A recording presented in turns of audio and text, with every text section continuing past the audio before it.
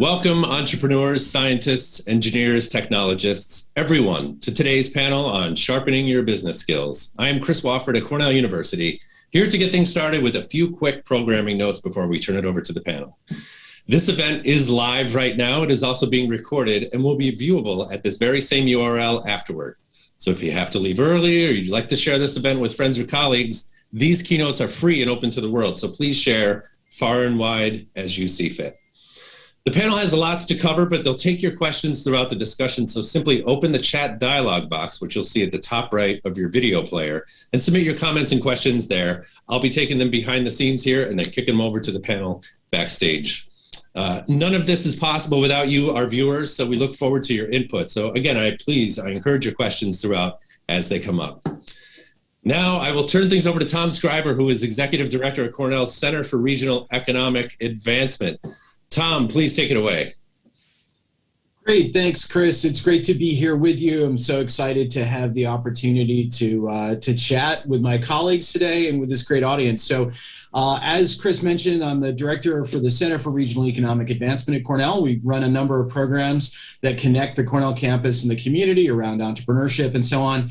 And I also have the great privilege of teaching at the Cornell Johnson School, so the S.C. Johnson College of Business and the Johnson Graduate School of Management, where I serve as the David J. Ben Daniel Faculty Advisor for Big Red Ventures, which I'm very kind of proud to be able to say that I do. So one of the things that's going on is Andrea and I, you'll hear from Andrea in a second, have co-authored a certificate program on business fundamentals for technologists. So we wanted to take an hour here today with a couple of our other colleagues to talk about some of the issues that come up, some of the things that come up, and some of the stumbling blocks, if you will, for people who are technologists who find themselves in roles that require more and more fluency with business topics. So we'll do that for about the next hour. I want to encourage everyone joining us here today to send us your questions. Please put them in the chat box, the Q&A box. We'll receive those. I'll serve as moderator and kind of bounce the questions around our group here today. But this is always better when we have interactivity from you so we can make sure that we're covering the things that are front of mind for you. So without further ado, I'm going to ask each of my colleagues here to introduce themselves. So why don't I start with Andrea? Andrea, would you mind introducing yourselves to the world here? Yes, well, thrilled to be here. As Tom said, I'm an engineer, so I'm a biomedical engineer by training, worked in medical devices for a few years as a scientist, then started getting trained as an engineering manager in taking my engineering and scientific background and infusing in some of these management concepts. I founded my first company out of grad school, sold that to a health IT company called Athena Health, worked in government for a bit in innovation world, and then came to Cornell where I teach and also am the founder of my second company called Simply Fed in the baby feeding space. So thrilled to be here and excited for the discussion. Great. Nate, you want to go next?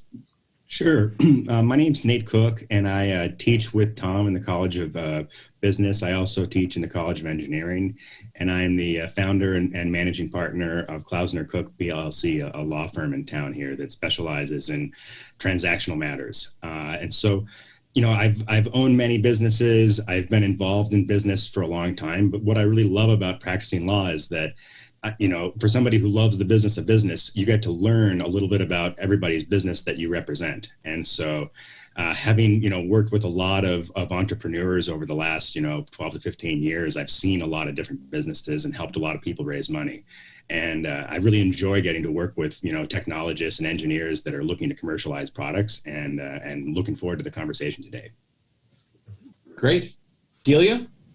Yes. Hi, everybody. My name is Delia Hughes. I graduated from Cornell University with an undergraduate degree in food science. I then went and started my food career in the retail world, working for Sam's Club Walmart as a buyer, and then transitioning to the food importing world. I recently just graduated with my MBA from Cornell as well, and am now working in brand management for Danone North America. So very nice to meet you guys. So let's jump right in then. And why don't I start with you, Andrea? So you're a biomedical engineer, and so you've joined the startup world, and I'm curious, what was it like for you navigating the process of building knowledge of business terms when you came at the world from the perspective of an engineer?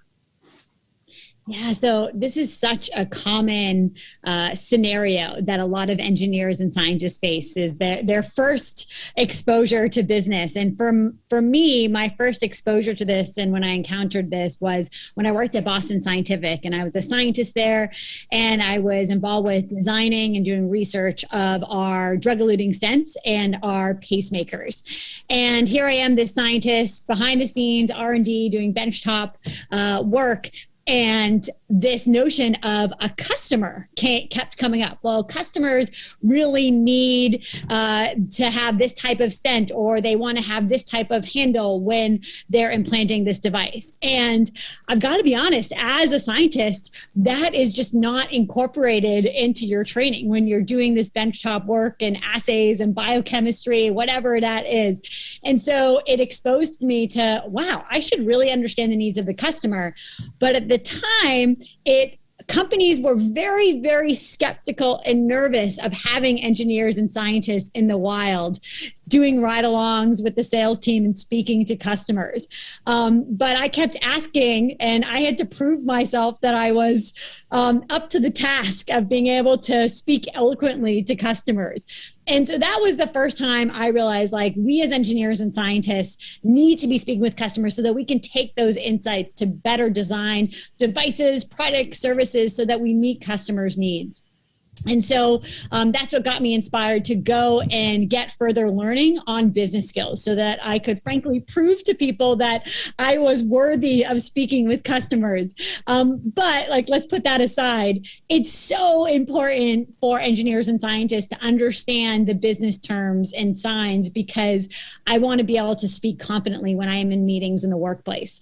So not just to serve customers' needs, which is the most important, of course, but for me as an engineer and scientist, I want to bring that confidence to the table when I am in meetings in business settings, so that way I can navigate them, but also move ahead in my career, and then move up in management. So that's what got me excited about this space. And then I took those skills to then eventually co-founding my first company, and now founding my second, and then teaching those to students now at Cornell. So Delia, a similar question for you. So you came at this as a food scientist. So what were some of the experiences that you had, or moments that made you say, okay, I've got to become more fluent in some of these business topics? Absolutely. So I realized pretty early on, I think before I even started my career in the food world, I wanted to be the decision maker. I wanted to be the one making the strategy, building the strategy. My goal is to be CEO of a food company. So what did I need to do to get there? And to get there, I think my father has ingrained in my brain since I was probably 5 years old. You need to know finance. You need to know how a business works. And that was always my aspiration, is to be a leader of a food company. Knowing the science and being a food scientist, knowing the technology is an amazing first step, because you understand everything that goes into building the product, right? But how do you actually be the one at the table making the strategic decisions of where are we going next as a company? So that really is what drove me to make sure I understood and had a very strong business acumen. Yeah, so I'll take the baton to opine for a minute and say, Delia and Andrea, what I'm hearing from you guys really resonates with my own experience. I come at things from a business perspective. I'm not a scientist or engineer, but I've worked with a number, and having helped people start and found and raise capital for companies, I've seen more times than I can count instances where people who were in the lab, slinging code or whatever, kind of doing the technological work, were actually kind of kept out of important decision-making conversations because they weren't viewed as being necessary, when in fact they had a lot of, they certainly had a dog in the hunt, to use that phrase, right? And I think being able to be in the conversation was really important, so that they didn't lose that level of control that you were talking about there, Delia, and really being able to have your hand on the tiller, so to speak.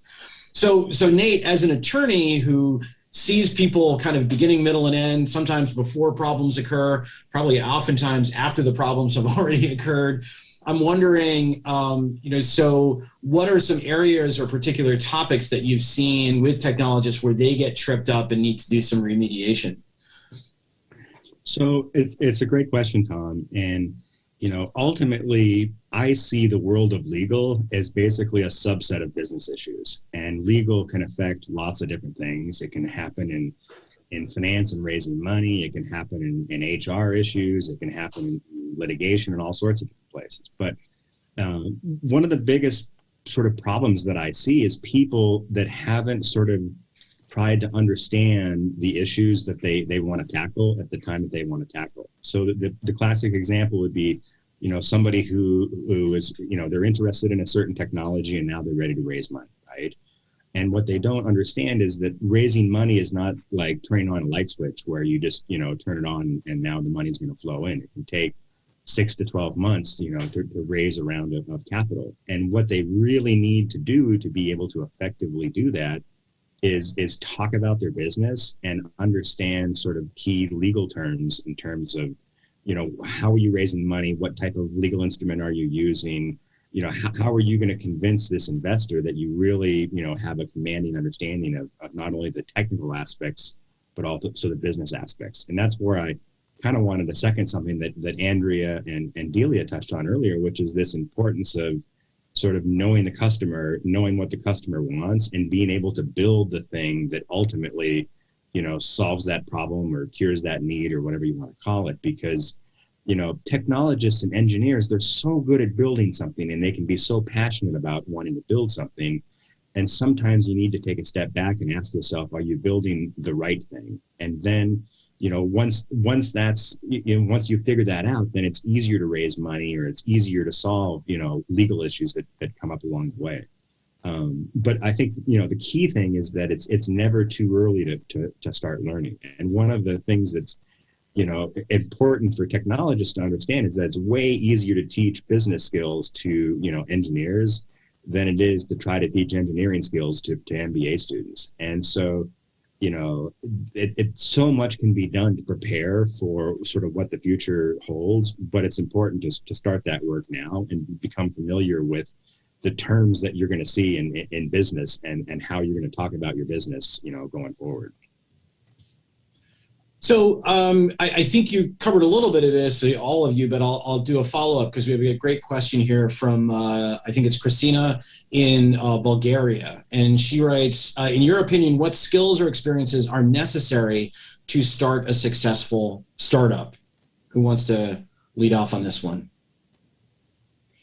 I can start and then we can go around because there's a lot of great foundational skills. So I think just picking up where Nate left off is first off, having a need and having a validated need of who your customer is and what they care about. So starting there is always important and making sure that you're not just, and we as engineers and scientists are so guilty of this, like we like to build things because that's in our DNA and that's what we learn. However, you don't want to just build things for building things' sake, but you want to actually solve a real need. And so identifying who you're going to be selling to, who your economic buyer is and what they care about, what's their pain point. Now, in addition to that, there's always so many things, but I think as engineers and scientists, having a strong understanding, or at least a beginning understanding of what the terms in finance are. So what are revenues, expenses, and being able to look at these sheets and being able to say, look, I understand what's going on here. Maybe you're not an accountant level of knowledge there, but you understand what the terms mean. And my barometer for these types of things is, can I ask a thoughtful question to find a hole in something so that I'm not moving forward with my business blindsided by something that could bring us down. And so you want to have just a baseline enough knowledge to ask thoughtful questions. Now I'll turn it over to one of the other panels just to build on that, other topics that are foundational. Yeah. Delia, you want to go next?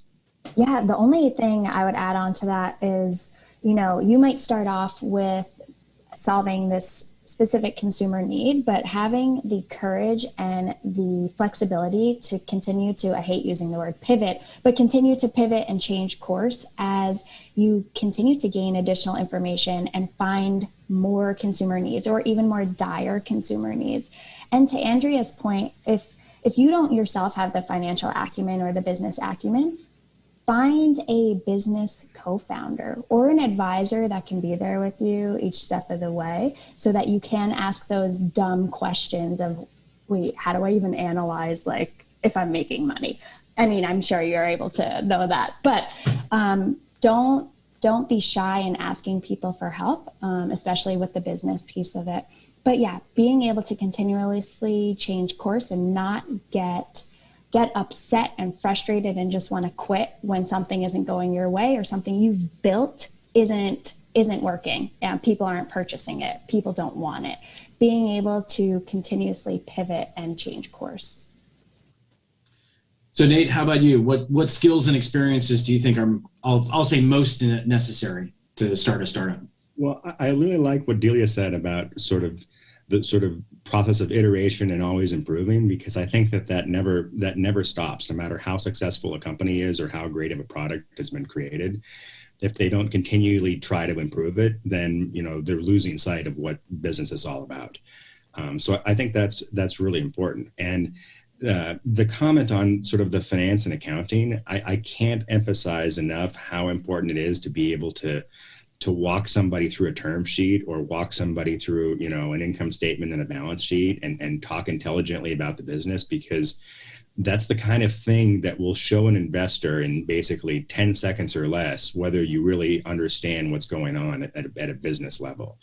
And so that's one of the differences you see at somebody who's had multiple, startups or sort of what they call the serial entrepreneur or whatever, is that they've had those conversations so many times that it's very easy for them to talk about the business. And I think that can be challenging for people who haven't done that before. And so this is where I think it's really important to leverage the resources that you have around us. And we do this all the time as entrepreneurs and residents at Cornell, where, have somebody walk us through a term sheet, explain to us your business, let us ask some pointed questions about what you're doing, and practice doing that so much that, you don't want to learn on your first investor when you're trying to talk them through a term sheet. You want to be so comfortable talking about your business that you can do so with ease. And the only way to do that is to do it over and over and over again.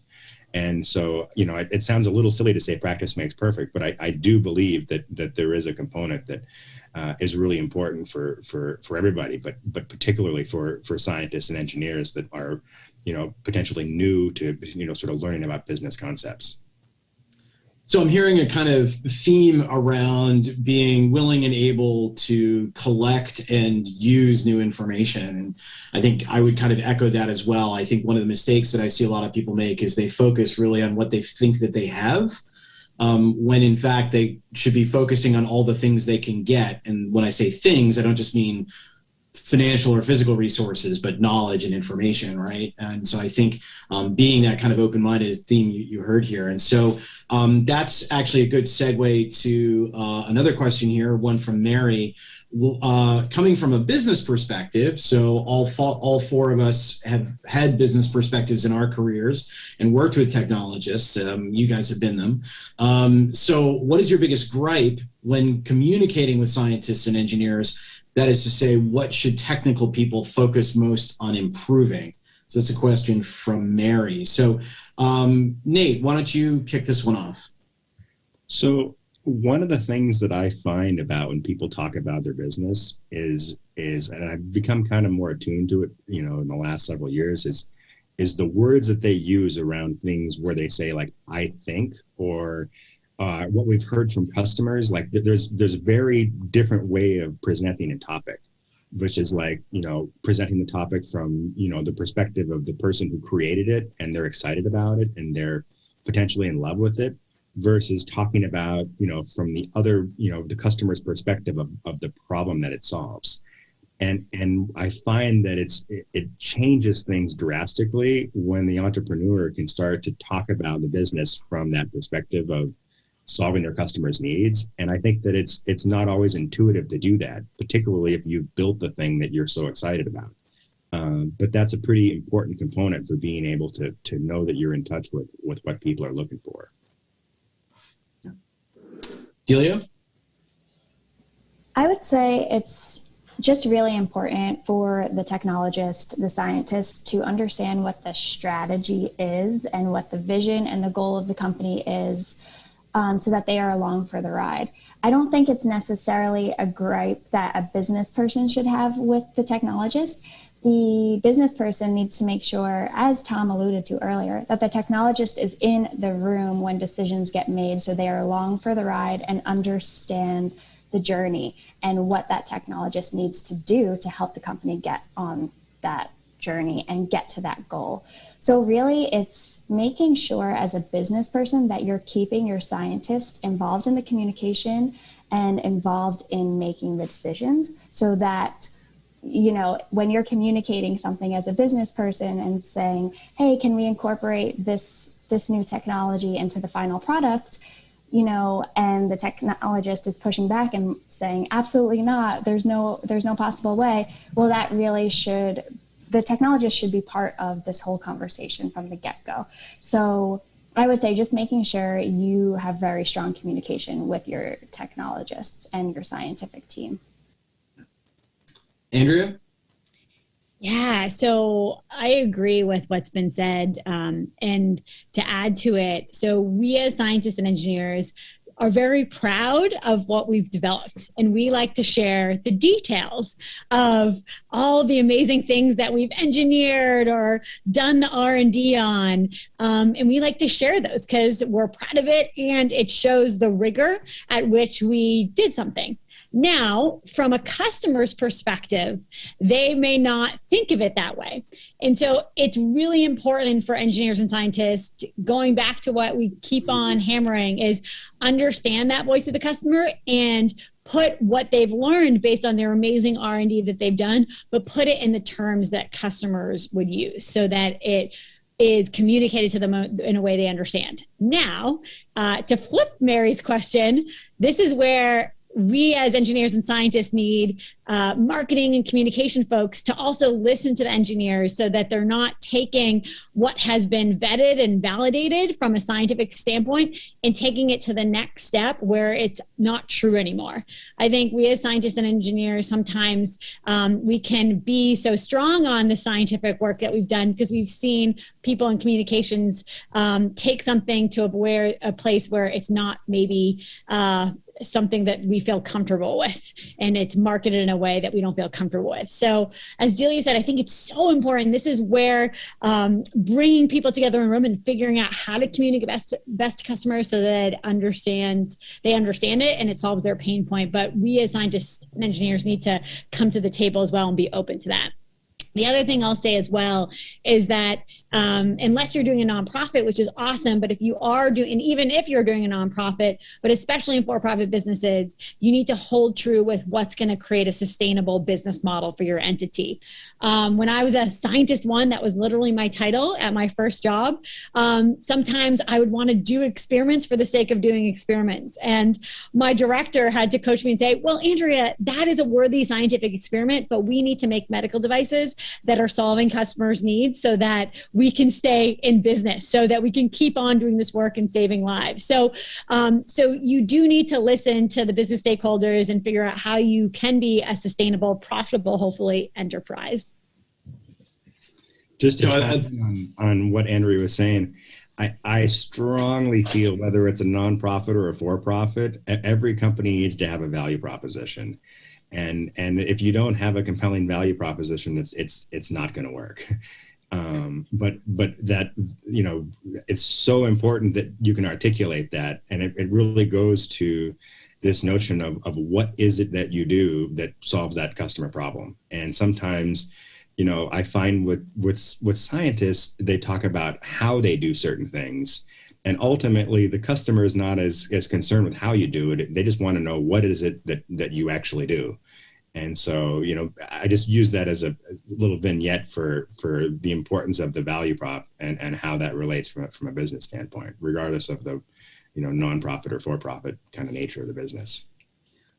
Those of us currently employed by a nonprofit institution of higher education are certainly glad that there is a business model and a value proposition there. So yay us. Good. So EK, I'm assuming initials there, asks a kind of related question. So let's go to that one, which is about soft skills. So please talk about the soft skills that are needed to succeed as a science-focused business person and how to develop them. So actually, let me call my own number on that one. I'll kick off and then I'll call on one of y'all to follow on if you have more. And you've heard a lot about communications. And I think, if there's kind of one major area of soft skills, I'd say communications. I mean, that is almost unhelpfully large as an area, though. So yeah, sure, you could take an oral communications or a written communications course, and I'd highly recommend that. I will get a little bit more specific, though, with one idea or piece of advice: negotiations. So there are sales training classes, which could be super helpful. As I said, oral written communications, but negotiations is interesting because it's something that people need to do all the time. And there are some structured techniques that you can learn in that class, which actually not only help you think about how you negotiate, but also help you think about categorizing information. So when I think about my engineer and scientist friends, they tend to think systematically. And so systematically thinking about mutual interests and integrative versus distributive outcomes in a negotiation actually starts leading you to some process-wise ways of thinking about communication that can be helpful in contexts that go beyond simply haggling over a price. So that would be one particular area that I'd recommend. And there's a great book there as well by a guy named Robert Cialdini, Cialdini, called Influence. And if you take a negotiations course, you would probably be required to buy it. It's often used as a supplemental text, but that would be a great place to start as well. So team, what other soft skills would you highlight that you would say, R&D folks, technologists, coders, et cetera, should be thinking about? Ideas? I think two major things are: first is being able to present, and secondly, ask thoughtful questions. So let's go to present. So my very first entrepreneurship class, I memorized my pitch line by line, like every to the word. And I went up in the front of the class and I bombed. I had a giant brain fart and I sat there for what I felt like was 45 minutes, but it was actually only 30 seconds. And the unfortunate thing about this, the grading was for every second you went over the time limit, you were deducted a point. So nonetheless, what that experience taught me is that rather than memorize a script, because that's what I was comfortable with at the time, is to practice, and put myself in as many sandbox environments to practice presenting and practice being on my feet. Because I said to myself, never again will I memorize a script, because I know that's A, risky, but B, it doesn't get to highlight and show that I am smart and I can say intelligent things. And if someone asks me a question as well, I can respond to it in a thoughtful way.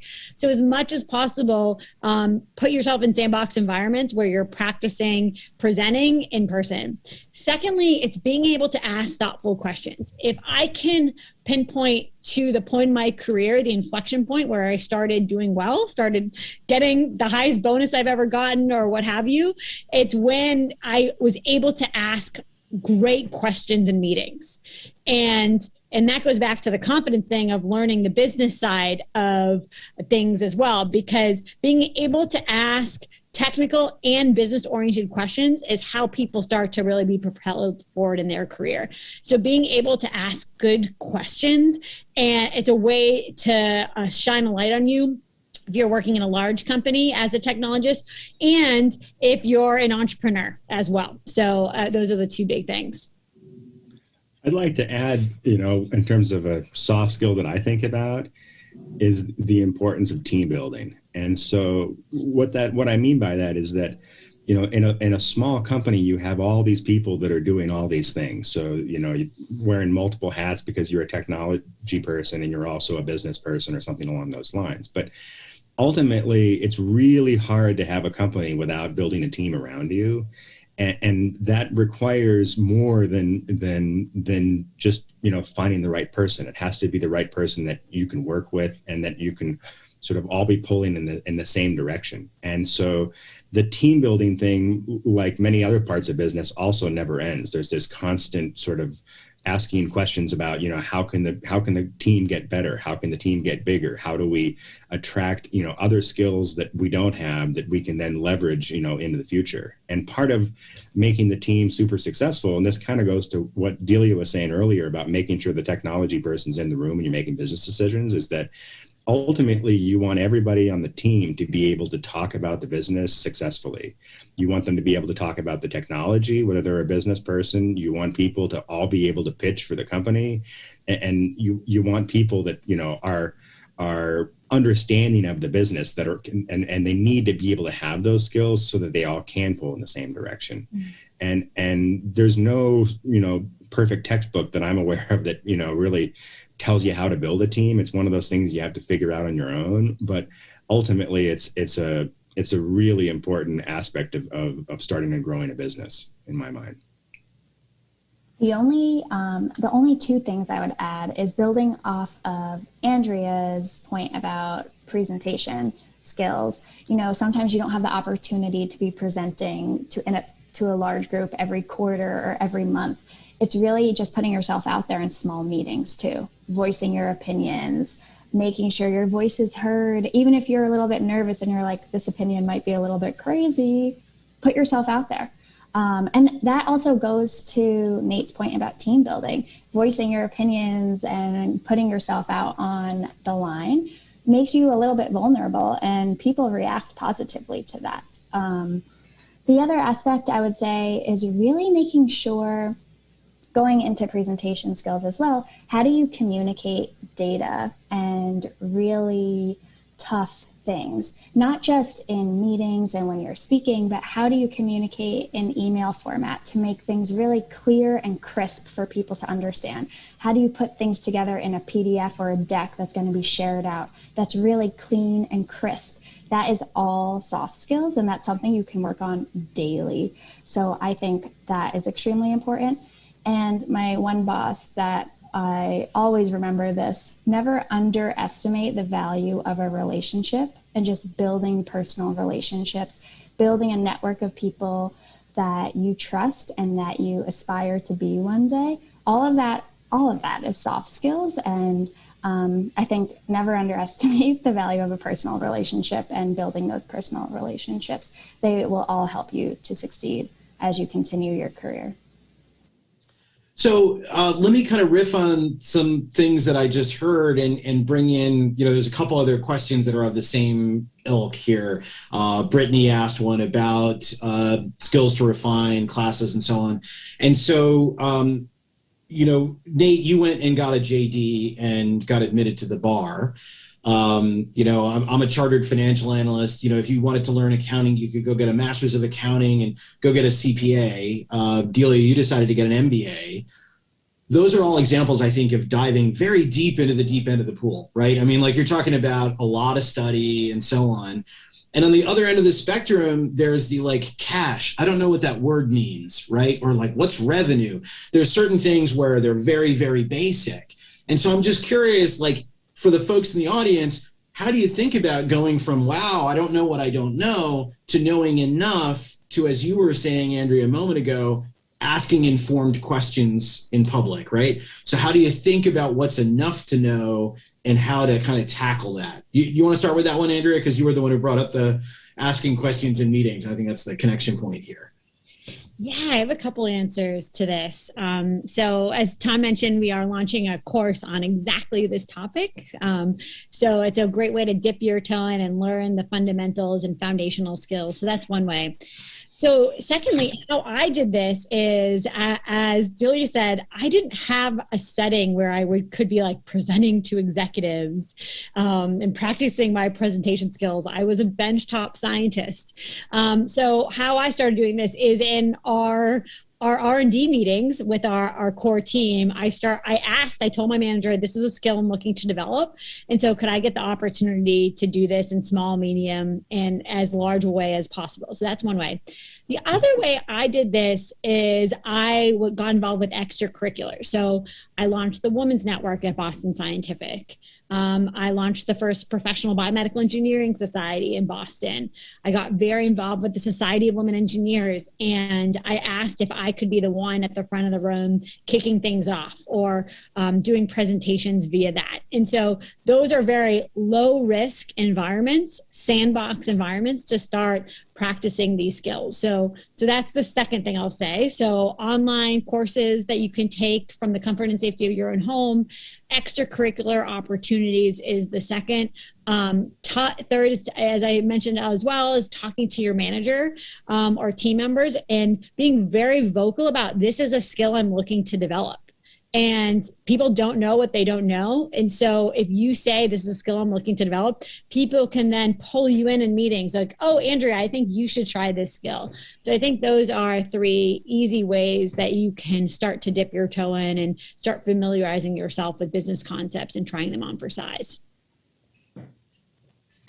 I would add one thing to that, which is, ultimately, it's really important when you're forming your team and you're trying to get your people lined up to have some advisors that have industry knowledge, and the importance of being able to, develop a personal relationship with those advisors and be able to ask them questions and run things by them and get input about a particular industry is really, really helpful. And, sometimes what you'll find is that the right advisor with the right industry knowledge, in 5 minutes can tell you more about a particular thing than you could have learned in hours and hours and hours of study on your own. And so being able to have, some depth and breadth of people that you can task with answering questions for you so that you don't have to try to learn everything by yourself is pretty important. And Delia mentioned that earlier about the personal relationship, but if you're going to be successful in business, you end up having a huge network of people that in all sorts of different facets of life, and they can really be helpful in helping you understand what you don't know, so that you don't have to go at it alone.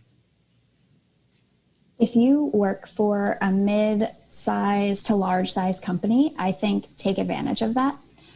What my company now does really well is you can shadow people in other facets of the organization. So if you want to learn marketing, if you want to learn finance, you can, potentially talk to the director of that area of the business and ask if you can shadow someone in their division, meaning going to meetings with them, meeting with them bi-weekly, just asking all of those questions to start building some of that business skill, which is super low risk. And you're going to learn so much because you already kind of know the context of the business, right? So then just putting yourself out there to learn that additional skill that you want to, I think that's a really great way to start building some skills.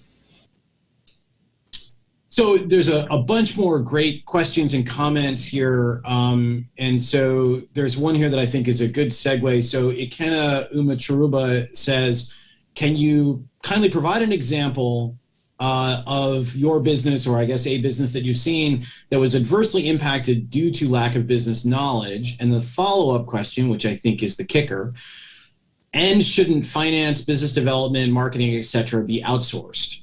So I really kind of like, when do you say, oh, I got to learn how to do this all myself?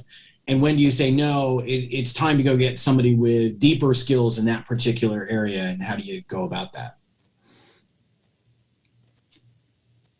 Anyone want to take that one?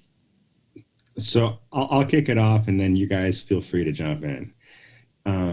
There's obviously a place for outsourcing, and I think of it as sort of in addition to, not in lieu of. And what I mean by that is that, you need to have the core skills to talk about your business, regardless of whether you're a business person or a technology person or anything else.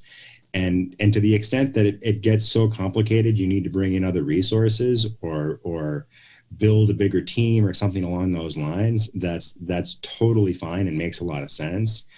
I think what you can't do is just say, oh, I'm only going to be a technology person, and I don't need to worry about any of the business aspects because I'm going to outsource all of that. I think that that's a huge mistake. And it kind of goes back to what I was saying earlier about having, particularly in startup environment where you have multiple people, that they need to be able to cover for the other people that are around them to varying degrees.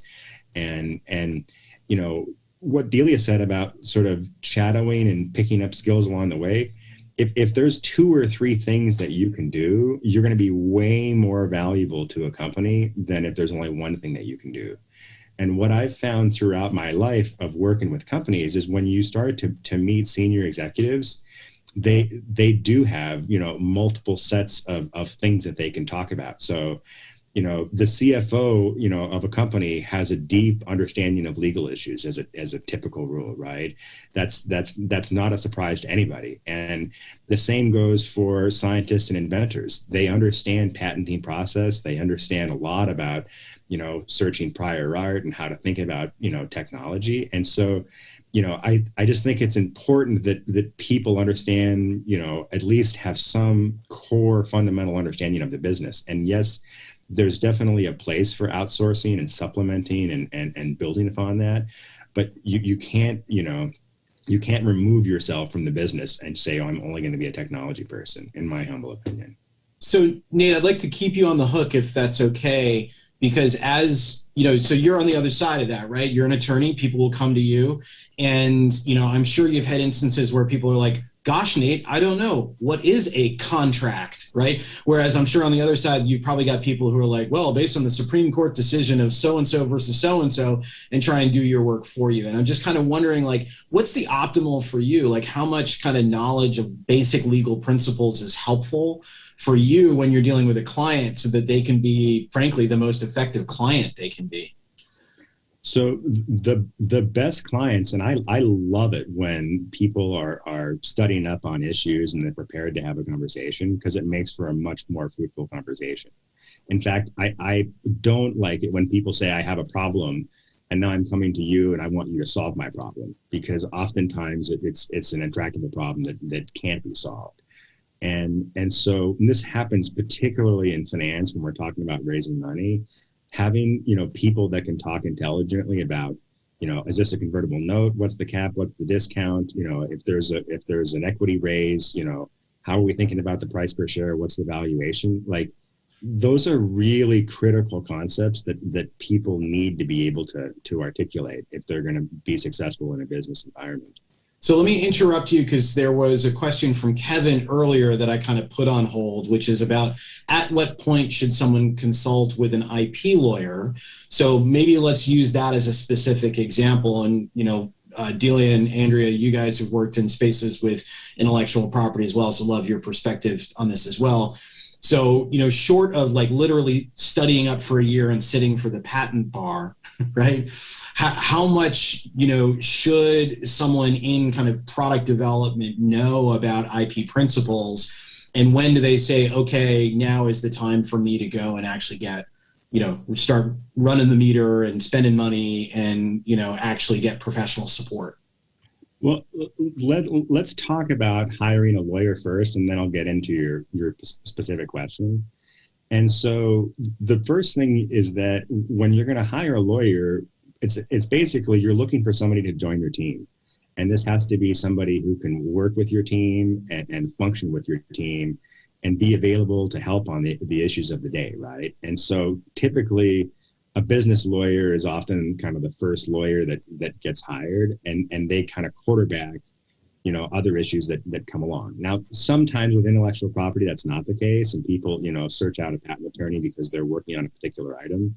And that can definitely make sense. But either way, whenever you're hiring an attorney, whether it be a business lawyer or a patent attorney, they're a new member of your team, and you need to be able to ask them questions.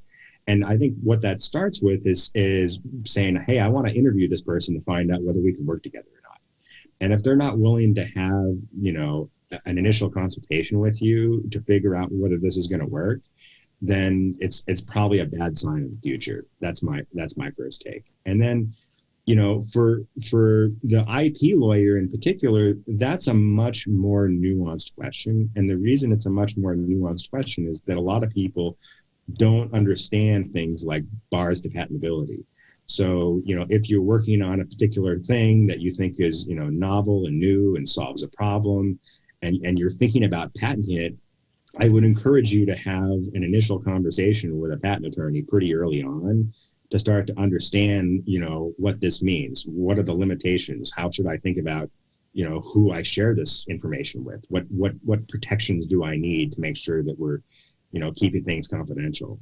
And it's, if you can't get a good referral, then, either call me or call somebody who can recommend somebody, because the thing about patent attorneys that's super strange is that, ultimately they're experts in particular sciences as well. So the person who's a good mechanical person isn't necessarily a good chemistry person, and vice versa. So it's really important, if you're going to hire a patent attorney, that you hire somebody who has the science background in the specific thing that you're doing, so that they don't have to get up to speed on it. They know what's going on, and they can talk intelligently and advise you going forward.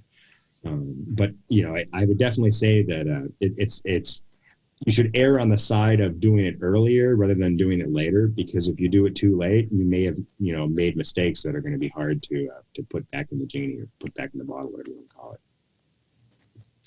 So, Andrea, I know you're not an attorney, but you play one on TV. Ha ha, but But I mean, you've been through this process as a technologist, and I'm curious, how you would relate your own experience to what Nate just talked about. Yeah, I mean, it's the major theme of what we have talked about today. So first off, you need to know enough to be able to know what steps to move forward with. And one of those key steps is knowing when to bring on a patent attorney. And so how I like to start the process is first doing the quick Google patent search, like what exists out there, and knowing to do that. So first off, just being able yourself to do that search, and doing it very superficially to see, we might be in trouble here, or we might be going there. Actually, there's nothing in the space that I can see in a superficial way. And then next, being able to do that initial consult with a patent attorney. I would say that alongside that, knowing what the timeline is for patents, and knowing in general what can be patentable and the heuristics there. And that's something we talk a lot about in our course, is knowing like what you can actually patent, and knowing that, hey, it takes 3 years to patent and can cost anywhere from $4,000 to $20,000. It's not something that can be done overnight. And knowing who to turn to help bring in that expertise. And it goes back to the last question of, do you have someone in-house, or do you contract out? And this is frankly a big strategic question, but a lot of early stage companies have fractional CFOs. It probably doesn't make sense to have a full-time CFO. Same thing with patent attorney and general counsel in general. Having someone fractionally involved or contracting out makes sense, but then if that is a core competency for whatever industry you're in, then you might need to bring in an IP attorney in-house if that makes sense. So I think knowing who to turn to is frankly half the battle, and knowing in general how much it's going to cost and what the timeline is going to be for anything, not just patents, but having that baseline level of knowledge, especially for entrepreneurs. You will get asked that question, and if you don't have at least an answer to be able to say what the time frame is or the cost is, then you will be SOL. Yep. So there's a bunch of questions in the queue around product management and project management, more around product management. So Delia, as somebody who does that, right, I'm curious how you think about the process of bringing in different constituents as a kind of product owner. And there was one question in particular about when do you engage the engineers with the salespeople around product management issues. And I'm curious if you have any perspectives on how to think about product management, both applying kind of like a big company lens and then your exposure to entrepreneurs along the way. Yeah, I think It's interesting. If you feel like as the business owner you have a good skill set in project management, I would say you run it until you have too many things to do where you can't focus in on it. I think project management, product management is extremely important. It keeps you really focused. It keeps you hitting the deadlines and the timelines you set out for yourself, which can a lot of times get overlooked if you're trying to combat so many different areas of the business. And honestly, I think with project management, every sales, engineering should be involved in weekly meetings, understanding if we're hitting the timelines, what needs to get done. All of those cross-functional connects are super important. Going to that other question of when to bring in sales and engineering together, that you should be having, I would say, weekly connects to update the team as to where we're at with sales, where we're at with the product, and where we are at with the timeline. But as far as a product manager, I think it is really important to bring someone on, especially if you feel like you are owning too much at the moment, because it will keep you accountable and it will keep you hopefully able to hit those timelines and deadlines that you need to develop the product or whatever it is, develop a new rendition of something. Yeah. So Andrea, I'm going to turn it over to you, but as I do that, so one of the follow-up questions here that fits is also from Christina, and it was around, can you elaborate on working on in a product-based company? If a business manager has evaluated and understood a business need, how do you ensure that the scientists or engineers can actually develop an offering that does what it needs to do? And so she was asking about AI in particular, but I think the question is actually applicable way more broadly. And I think something you're dealing with right now with your company, right? So how do you make sure that the wants and wishes of your customers don't get translated into must-haves that can't be delivered?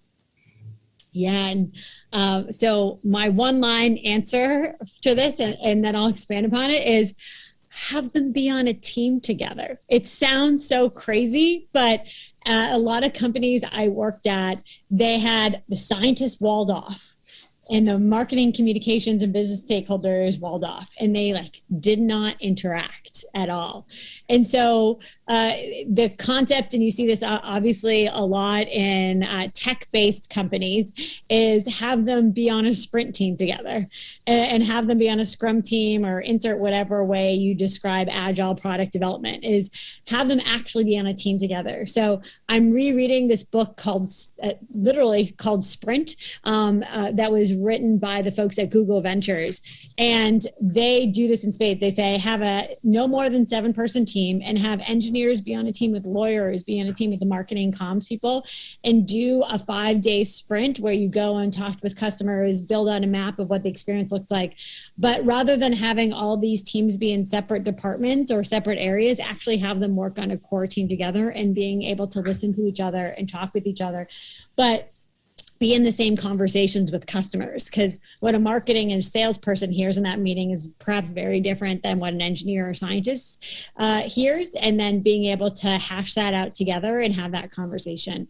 And highly recommend you take a look at the book Sprint as well, which is not just for digital-based firms, but can be used in a number of different settings.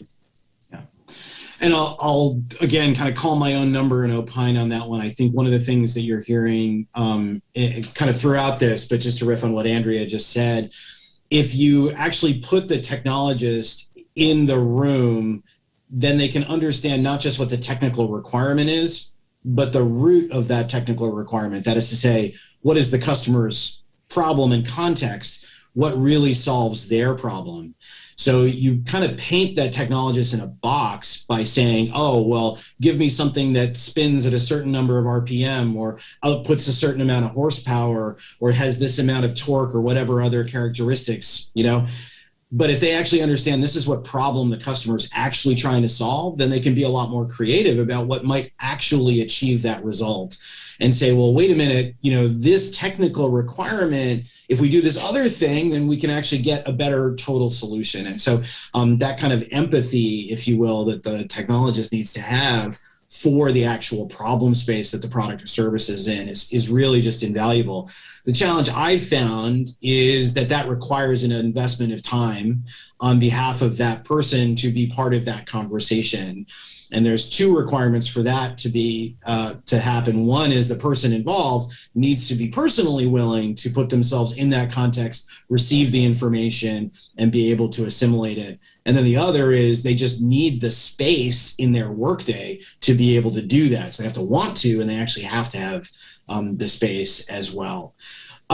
So there were a couple questions around fundraising and kind of company formation and so on. Enough that I'll kind of toss the last one or two questions out here to the group. How do you know when you're ready to go and raise money for a startup? And kind of how do you go about that process? Were a couple of the questions here. Who wants to take that one? I'll start it and then feel free to jump in. I think of fundraising as, pouring gas on a fire. And when I say that, what I mean is the fire has to be going to be able to pour the gas on it, because if you pour the gas on it and there's no fire, it doesn't go anywhere. And so when the world has shifted from somebody saying that they want to push a product out to the world sort of wanting to suck the product from the entrepreneur, then we've established that there's actual customer desire. The customer really wants this thing that's actually getting made. And as soon as you can prove that there's a real customer and that there's enough of a need that the sucking is starting to occur, that's when it's time to raise money in a meaningful manner. And it can happen in a lot of different ways, but if there's no strong customer desire, it'll be very, very difficult to raise money. That's a really important thing to be able to share. And at that point, then it comes down to how much money are you trying to raise and what are you trying to achieve? And this is typically broken into rounds. So, somebody who's trying to raise their first $100,000 from, angels or friends and family, that's a very different fundraise than somebody who's trying to, raise $5 million in an equity offering. But for people that are looking for a good resource, I would encourage everybody to read Brad Feld's book called Venture Deals. It's a fantastic very easy to read book that talks about a bunch of different legal instruments and sort of, the process of fundraising. And I think that it would be helpful for anybody who's considering doing that. Andrea, you want to add anything? Yeah, well, what I will say to validate what Nate just said is holding up my computer right now is literally that book. So yes, get that book, read that book. It allows you to be smarter in having fundraising conversations. The only other thing I'll add is I think there is this preconception out there that you have to fundraise, and that might not be the answer for you. And so that's a big strategic question for your company, as Nate said. So decide what are the milestones you need to achieve, and then how you will get there. And if that involves needing funding to achieve those milestones, then go fundraise. But if you don't need funding to achieve those milestones, then don't go it, because you will dedicate an extreme amount of time, I can promise you, on this going out and fundraise. So understand what your milestones are and what resources, whether that's capital or people or whatever that is, to achieve those goals. And it's worth noting too that there's lots of different ways to raise money, and money can come in the form of grants. It can come in the form of contributed capital. And especially for novel technologies, there are a lot of sources to raise money that may not involve, giving equity away in your company. And that's something for early stage companies to really think about, is exploring what those grant options are, so that, they can raise the money in a non-dilutive capacity for as long as possible. Delia, any thoughts on fundraising? No, I have no other ads. Okay. All right, great. Well, with that, then I'll just say one other thing on that one in my own kind of background. And it kind of riffs on what you've heard already, but really important. I think a lot of people go into the fundraising process thinking about money that they need. So I'm fundraising because I don't have any money. And of course, that's a really important motive. I'm not trying to deny that. But very few investors, and certainly none that are particularly smart, would find that to be sufficient to actually be a reason for investing. And so one of the things that you heard from Nate and Andrea is the need to put together a use of funds. This is what I'm going to use the money for. This is how that money becomes a bridge between me, my energy, this enterprise that I'm bringing, and you as an investor in your capital to create something that's a lot more valuable in the future. And I just find a lot of people actually kind of miss that. And they just kind of think, I've got a problem in that I've got to make payroll next month. I've got to do this. I have this expense. You've got to translate that into a set of outcomes that add value to both parties, yourself, your business, as well as the investor. And if you don't do that, then, you're not going to do a good job of getting somebody to invest. So there you have it. We've covered a lot of ground here today, talking about topics around kind of business fundamentals for technologists. I just want to thank all of the folks who came and joined us here today, all of the great questions. I'm sorry we weren't able to get to all of them, but we were able to cover a lot of them. I especially want to thank my colleagues, Delia, Nate, Andrea, for being part of this here today, and really look forward to seeing all of you in future eCornell keynotes and around all of our stuff in the future.